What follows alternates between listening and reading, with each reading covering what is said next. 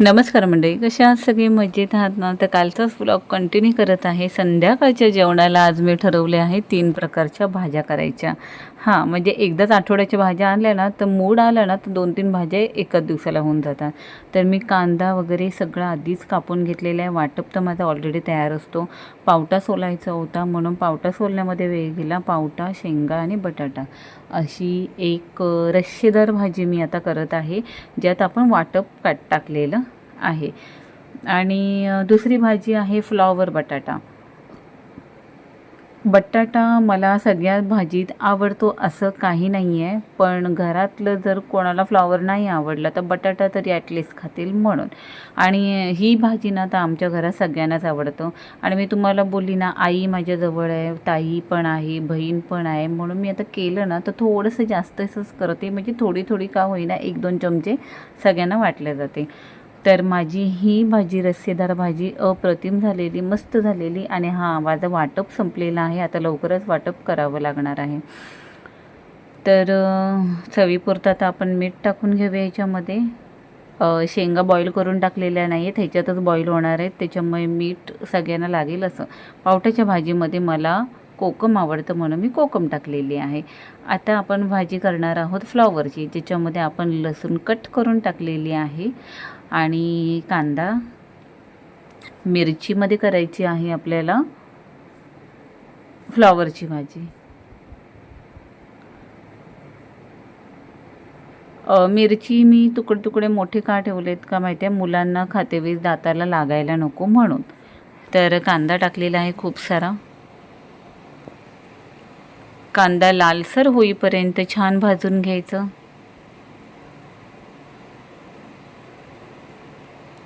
आणि थोडीसा हिंग आणि हळद टाकून घ्यायची. आता आपण ह्याच्यात ओलं खोबरं तर खवून ठेवलेलंच आहे, जर तुम्हाला हवे असेल तर ओलं खोबरंही टाकू शकता, मी टाकणार आहे.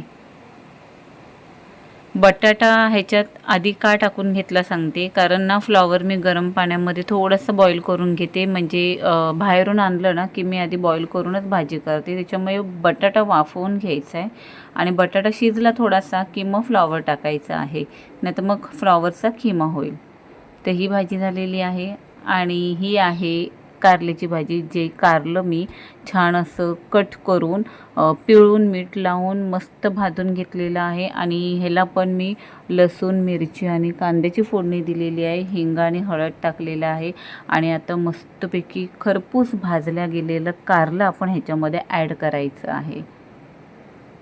चवीपुरतं मीठ टाकायचं आहे. मिठाचा अंदाज घेत जा, कारण मीठ टाकतो ना आपण त्यावेळी तो रस पिळून काढतो त्याच्यामुळे. आणि कोकम ह्याच्यातही मी टाकणार आहे आणि परत थोडंसं वाफवून घेणार आहे. तर ह्या माझ्या 3 प्रकारच्या भाज्या आज मी केलेल्या आहेत. अशा भाज्या केल्या ना तर मुलंही आवडीने खातात. कारलं नाही खाल्लं तरी पण बाकीच्या भाज्या अर्णव आणि अन्वी माझ्या आवडीने खातात. तर चला, थोडीशी वाफवूनच घ्यायची, जास्त नाही घ्यायची, कारण आपण कारलं ऑलरेडी भाजून घेतलेलं आहे म्हणून. तर चला या जेवायला. ते फ्लॉवर बटाटा, शेंगा, पावटा आणि कारल्याची नंतर भाजी. तर हा आहे सकाळचा व्हिडिओ. सकाळीच बंटीने नाश्त्याला आणलेलं मेंदूवडा आणि चटणी. आज आहे अन्वीला रखुमाई बनवायचं, त्याच्यामुळे थोडं लवकर घाईघाईत चालू होतं, कारण पॉटी वगैरे झाली पाहिजे नऊवारी घालायची. तर नऊवारी मी सगळं तयार करून ठेवलेली. अन्वीला पूर्ण फ्रेश केलेलं आहे. साधारण 2 तास तरी मला तिला तयारी करायला लागणार आहे.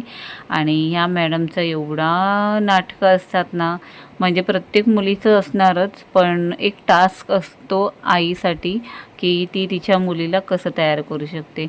हाताची वळवळ चालूच होती.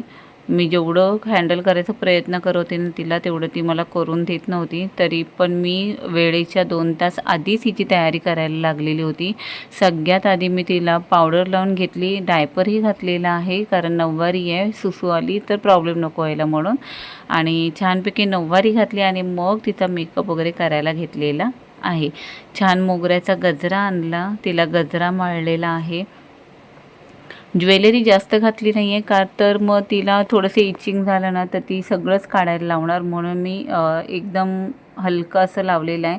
आणि पायातून नऊवारी बाहेर नको यायला ना, त्याच्यामुळे मी दोन्ही साईडने पिनअप करून घेतलेलं आहे.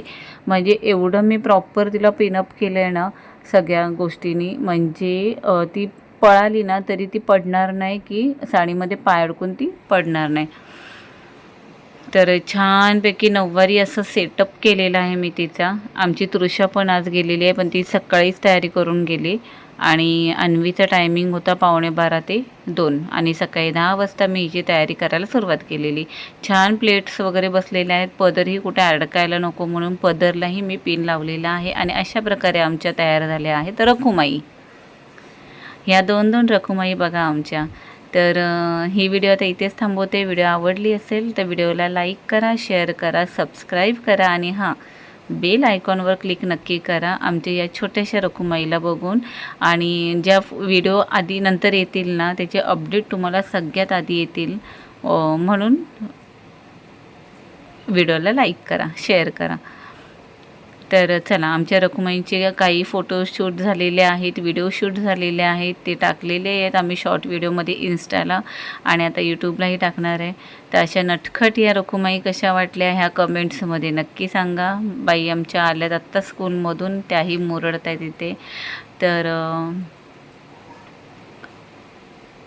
सगळं झाल्यानंतर मी बाजूला दादा आहे ना त्याला सांगितलं चला अन्वीला जायला, कारण अन्वी ना शाळेत जाताना साडी घालून गेले, येताना जर रिक्षा नाही मिळाली ना तर चिरचिर करत बसेल, म्हणून दादाला म्हटलं चल आज पाऊस पण नाही आहे, तू आम्हाला मला ने आणि रिटर्न घेऊनच ये अन्वीला, कारण आज बंटी होता अन्वीला घेऊन जायला. म्हटलं दादाला चल आज गाडीवरून जाऊन येऊ.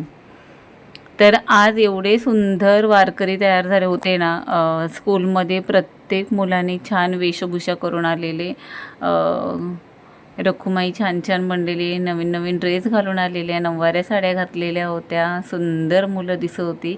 आणि मला सांगू खूप लेट झालेला यायला, त्याच्यामुळे मी धावत पळत आलेली आहे. तर चला आम्ही निघालो आता घरी. आता अन्वीला जेवायला देणार आणि तिला आराम करायला सांगू, कारण तिला खोकायला आहे. आणि आम्हाला बहुतेक उद्या सॅटरडे आहे, बाहेर जायचं आहे. कुठे जायचं आहे ते तुम्हाला उद्या नक्की कळेल, पण अन्वीला जर बरं वाटत असेल तरच आम्ही बाहेर जायचं प्लॅनिंग करणार आहोत.